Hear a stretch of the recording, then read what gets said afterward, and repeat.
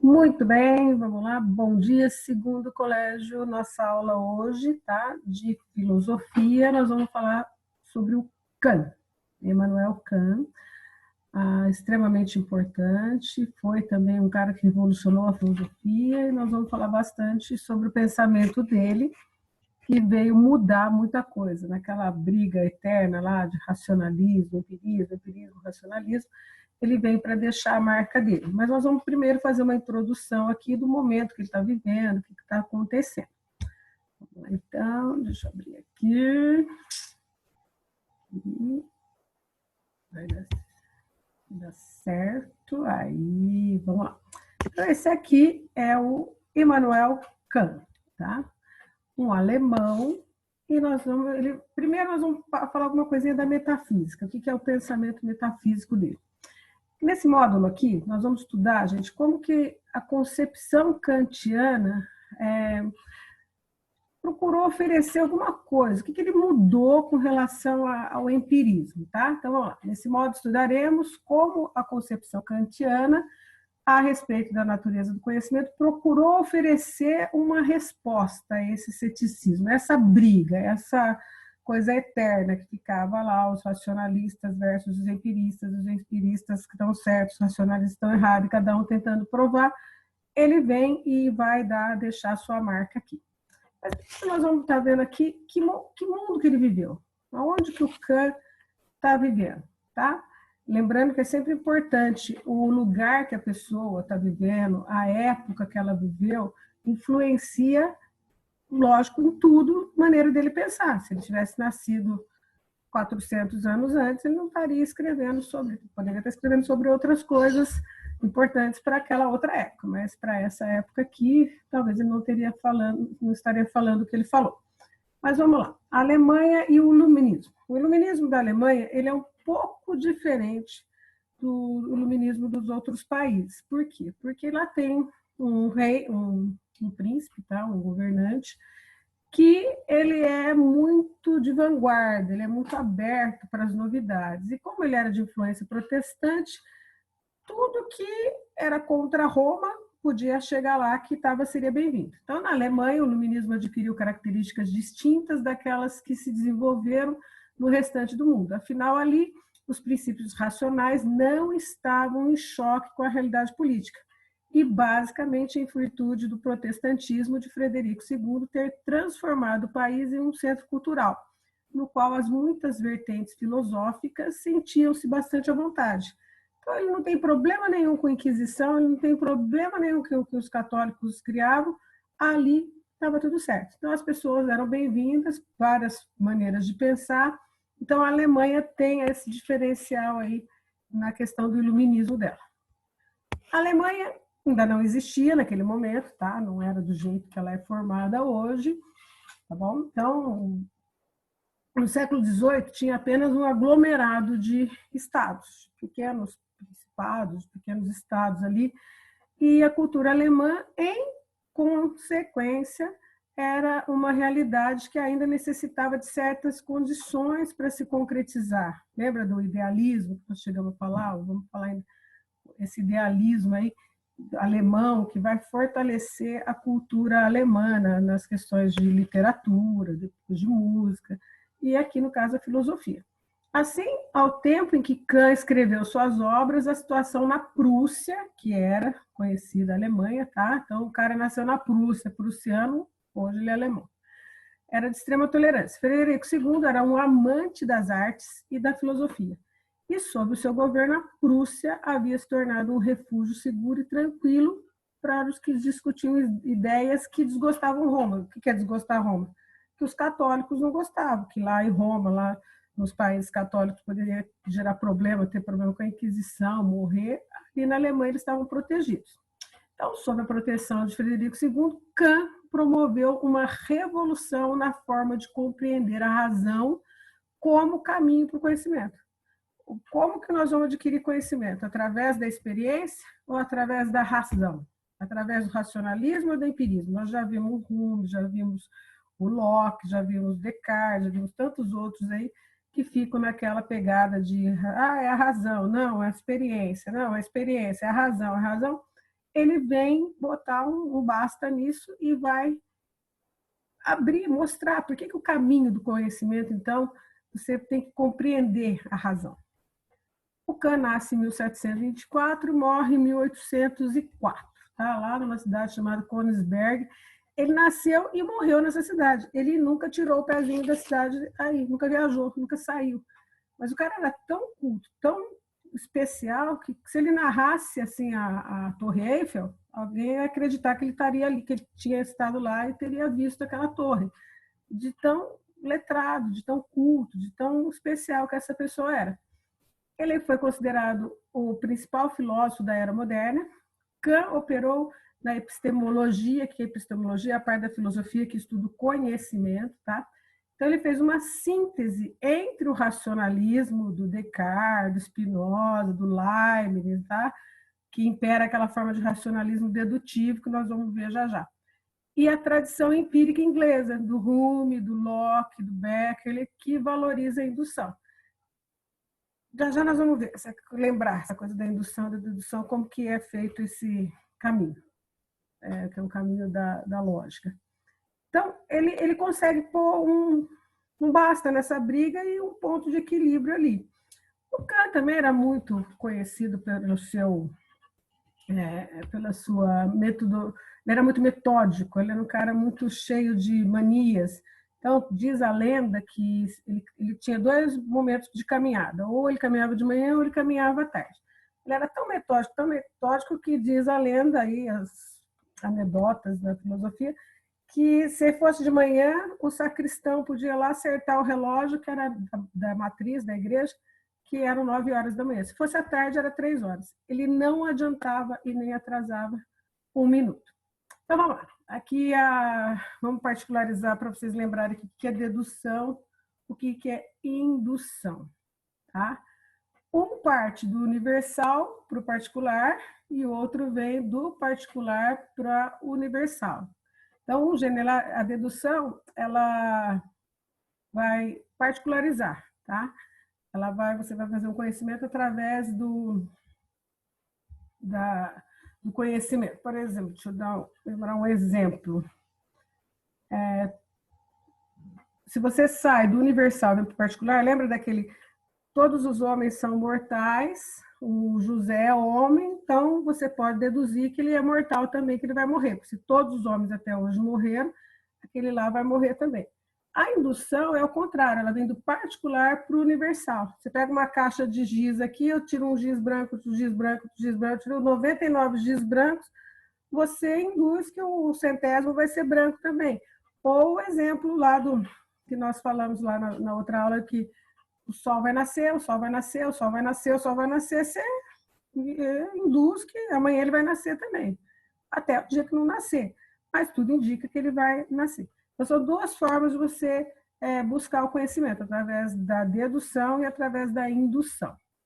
Bom, ele nasceu, então, o Kant, numa modesta família de artesãos, depois de um longo período como professor secundário, assim, que nem essa que nos fala, né? Mas ele dava aula de geografia, igual o Américo, para nível de colegial.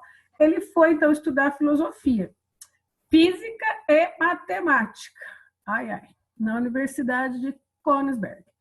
Em 1755, começou a lecionar ensinando ciências naturais. Em 1770, foi nomeado professor catedrático, então aqui é o professor titular, né, da Universidade de Königsberg, cidade na qual nunca saiu, né? Ele nunca nem viajou, levando uma vida monotamente pontual e só dedicada aos estudos da filosofia. Ele realizou inúmeros trabalhos também sobre tratados, sobre ciências naturais e ciências exatas.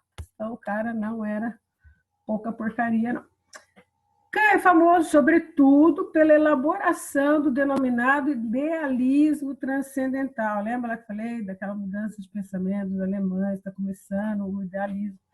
Todos nós, então, ele vai falar nós vamos ver na próxima aula isso aqui mais especificado, então pode ficar tranquilo. Ele vai falar de 2 formas de conhecimento, o conhecimento a priori e o conhecimento a posteriori. E isso tudo, ele vai escrever um livro muito grosso, assim, muito grande, Porque simplesmente falar, ele chegou à conclusão de que nem os racionalistas estão totalmente certos, nem os empiristas estão totalmente certos, que um depende do outro, depende do outro, mas não foi tão simples assim. Ele precisou escrever um livro chamado A Crítica da Razão Pura, para provar por A mais B o que ele está falando. E ele vai trazer esses conceitos novos aí, o conceito de a priori. Então, o que é a priori? São conhecimentos que você já tem que não precisa da experiência. Você não precisa experimentar alguma coisa para saber que alguma coisa é quente, ou põe a mão no fogo lá e vai ser quente. Então, tem conhecimentos que precisa da experiência, que é o a posteriori. Depois que eu experimentei, a posteriori, depois da experiência, eu aprendi. Ele fala que não, que tem muita coisa que é a priori, eu já tenho e não preciso experimentar nada para saber. Então, aqueles que não vêm da experiência. Para a experiência concreta do mundo, os quais seriam, de outra forma, impossíveis de determinar. Então, fica difícil também se determinar que tipo de conhecimento é esse, mas ele é extremamente importante.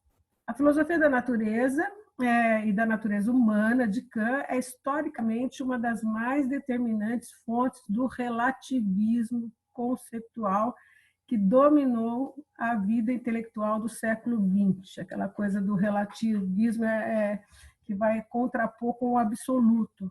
Isso é verdade verdadeira. Depende, né? Depende de quem está olhando, depende do referencial, depende da sociedade. O conhecimento ele nunca é exatamente, ele é relativo. Quem começa com essa coisa de relativismo é o Kant, que foi influenciado por Leibniz e Hume, tá? O Kant colocou a crítica e a dúvida num patamar até então desconhecido. Para ele, antes mesmo de investigar qualquer objeto, fazia-se necessário esclarecer algumas questões preliminares, especialmente aquelas que colocavam a própria razão em julgamento. Então, começa tudo com a dúvida, tá? A crítica. Ele é muito minucioso, ele é muito perfeccionista, ele é extremamente difícil de ler. Então, ele é um cara que é chato, é pesado, mas ele é muito pormenorizado. E ele vai, então, colocar a própria razão. Se ele está falando sobre a razão, ele quer escrever sobre a razão, ele vai colocar em xeque a própria razão. Aí ele vem com uma conversa aí chamada metafísica. Metafísica se ocupa com a investigação daquilo que ultrapassa a experiência sensível. Tá? Você estudar uma coisa que você pega, que você vê, que você olha, que você pesa, que você mede, que você lambe, cheira, tá fácil, você dá para estudar. Agora, a metafísica é aquilo lá que ultrapassa a experiência sensível. Nos termos de Kant, a metafísica estudaria as realidades suprassensíveis, que estão acima da realidade sensível. Sensível, lembrando que é coisa que eu posso experimentar, que eu posso pegar aqui, posso perceber através dos 5 sentidos. E do que pode ser captado, então, já aqui pelos 5 sentidos. E os princípios gerais para o conhecimento. Bom, a consequência mais interessante dessa revolucionária concepção de metafísica, gente, é dar todo o poder à razão humana. É ela que dá a si mesmo os limites e as possibilidades de conhecer. Não só o real, mas também os próprios recursos da razão. Ou seja, a razão se autoconhece. Os limites da razão pura são os limites da experiência. Ir além da sensibilidade é algo impossível para ela. Apenas pela moralidade, pela eticidade, se justifica existir um Deus ou uma alma imortal. Por exemplo, só porque eu sou inteligente, só porque eu raciocino, só porque eu penso que eu consigo imaginar certas coisas. Então, eu posso, sim, conhecer coisas além desse mundo sensível aqui. Só que, ao mesmo tempo, fica essa questão que ele colocou aqui de Deus, eu achava muito interessante que ele falava. Não vamos ficar perdendo tempo com essas coisas. Você não prova que Deus existe e tampouco eu provo que ele não existe. Então, cada um que pensa o que quiser e não vale a pena ficar brigando por essas coisas. Vamos gastar energia para discutir a respeito de coisas que realmente tenha um sentido, que você chegue a alguma conclusão. Mas os limites da razão, tá? Você pode imaginar coisas, você pode conhecer coisas que estão muito além da nossa percepção sensível. Só é possível isso através da racionalidade, da inteligência, do pensamento. Segundo Starter, embora concordasse com Hume, tá? O cara que escreveu sobre o Kant, está falando que, embora ele concordasse com o Rumi a respeito da inexistência de ideias inatas, lembra aquela história do Platão ainda, minha alma estava lá no mundo inteligível, no mundo das ideias, quando essa alma vem para cá, e lá eu estou tendo contato com todas as coisas, tá? A verdade verdadeira, a beleza verdadeira, a justiça real, tudo que é perfeito está lá nesse mundo. Então, minha alma conhece tudo que está lá, o cavalo perfeito, o gato perfeito, o abajur perfeito, o óculos perfeito. Tudo que existe aqui tem um referencial perfeito lá no mundo das ideias. E a minha mente, a minha alma, não é alma no sentido de mente, tá? Conhece tudo isso. Quando eu desço aqui, minha alma cai aqui, minha mente entrou aqui em algum humano, a gente meio que esquece, mas ficam algumas reminiscências que o Platão chamava de reminiscência e eles vão chamar de ideias inatas. Então, ideias que nasciam com o indivíduo e independiam de aprendizagem e experiência para serem aprendidas. Não preciso experimentar, eu já sei aquilo lá. Por que você sabe? Não sei porque eu sei, nasci sabendo. Então, eu já sabia, não precisava estar usando a experiência. Ele concorda, mais ou menos. O Kant duvidava de que a experiência fosse a origem de todo conhecimento. Enquanto os céticos e os empiristas entendiam que o conhecimento deveria corresponder à experiência, só é válido quando eu experimentei, lembra das percepções, a percepção forte, a lembrança, então eu fio o dedo lá, eu queimo, eu aprendi, mas vou ter que fiar de novo para queimar? Aqueles eram muito radicais, né? Ele fala que não é bem assim. Experimentava-se aquilo que o conhecimento indicava como possível e real. Kant propôs, então, uma inversão ousada. Era a experiência que necessitava de correspondência com o conhecimento, não o conhecimento de correspondência com a experiência. Isso nós vamos ver lá na próxima aula, esquematizadinho, direitinho, que é o que vai ser chamado de Revolução Copernicana. Do jeito que o Copérnico mudou toda a maneira de pensar lá na época dele, o Kant faz a mesma coisa com a filosofia. Lembra que o Copérnico, o que ele faz? Ele tira o Sol, a Terra, né, do centro aqui do universo conhecido, a Terra não é mais o centro do sistema solar, e passa a ser o Sol. A Terra, então, saiu, trocou de lugar. Ele vai fazer a mesma coisa, ele troca a experiência e o conhecimento, ele inverte as posições. Mas aí nós vamos ter que desenhar, tá? E para fazer isso tudo, então ele escreve esse livro fabuloso, tenebroso, nunca li, a gente lê os pedaços que mais importam, mas é um livro, quem já leu, diz que é extremamente difícil, e chamado A Crítica da Razão Pura, onde ele vai tratar só de epistemologia, só de conhecimento, e vai provar essa maneira dele de pensar, que é o seguinte: o empirismo precisa da razão, tanto quanto a razão precisa da experiência, mas de que maneira e até que ponto que são, qual é mais importante, qual é menos importante, mas, para resumir, os dois são interdependentes. Escreve também A Crítica da Razão Prática, tá? Que é onde ele vai falar a respeito da ética. E ele é muito duro, ele é um cara muito ético, ele é um cara muito correto. Ele fala assim: o homem não vê, não estou preocupado se você vai ser feliz, não. Você não tem que fazer o certo para você ser feliz, você tem que fazer o certo porque é certo, pronto. A sua felicidade, ó, ninguém está nem aí para ela, você tem que fazer o certo simplesmente porque é o certo. Então, ele é um cara também, quando ele vai escrever a respeito da ética, ele é até mais duro e mais preciso ainda, e mais contundente que quando ele fala do conhecimento.